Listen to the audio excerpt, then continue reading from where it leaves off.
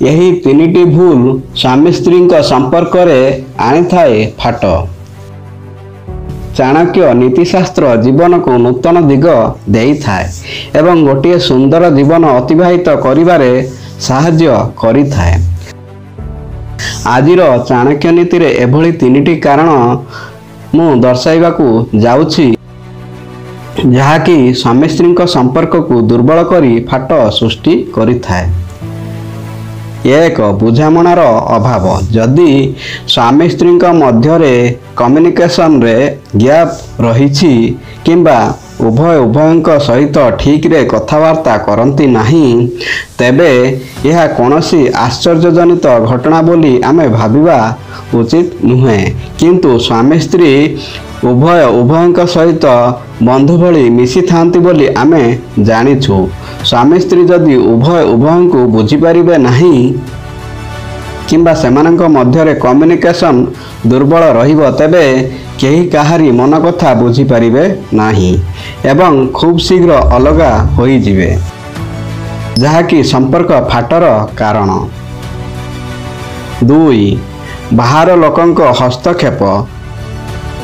आम समाज रे साधारण भाव में प्रत्येक संपर्क रे लोकंक हस्तक्षेप करिवार आमे देखिबाकू पाई थाउ। स्वामी स्त्री संपर्क रे अन्य केही हस्तक्षेप करिबा उचित नुहे। विशेष भाव में आमे सेमानंकु जीवन को भलरे बंचिबा पई परामर्श देई परिबा किंतु सेमानंक छोट बड़ अनेक कथारे सेमानंकु डिसिशन नेबाकू छाड़िबा जरूरी। सेमानंकु निज जीवन को उपभोग करने को छाड़न्तु। पितामाता हस्तक्षेप बिल्कुल ग्रहणयोग्य नुहे। 3 विश्वासर अभाव। प्रत्येक संपर्क रे विश्वास सबुठारु जरूरी। स्वामी स्त्री संपर्क यह निहाती आवश्यक। यदि स्वामी स्त्री संपर्क रे विश्वास शब्दटी न रुहे तेबे खूब शीघ्र संपर्क भांगी जाई थाए। उभय को विश्वास एवं भरोसा करिबा निहाती जरूरी अटे। जदि उभय मन खोली कथा हेबे तेबे सेमानंक मनरु शंका दूर हेबो एवं संपर्क निबिड़ होई रहिबो। शिक्षक पिलामानंकु पढ़ाउथिबा बेले गोटिए उदाहरणर अवतारणा कले। से कहिले गोटिए सहर रे थिले जणे अति धनी व्यक्ति। थरे से सहरर गोटिए दरिद्र अंचल देई जाउथिबा बेले अति जोर रे वर्षा हैला। धनी व्यक्ति को अनुचर माने छताटीए टेकी धरिले। धनी जनक सेमानंकु बारण करी कहिले छता काहींकी खोलुच, यहा द्वारा कौन वर्षा बंद होई जिवो। तेणु से अन्य मानक भली वर्षा रे भिजिबारे लागिले।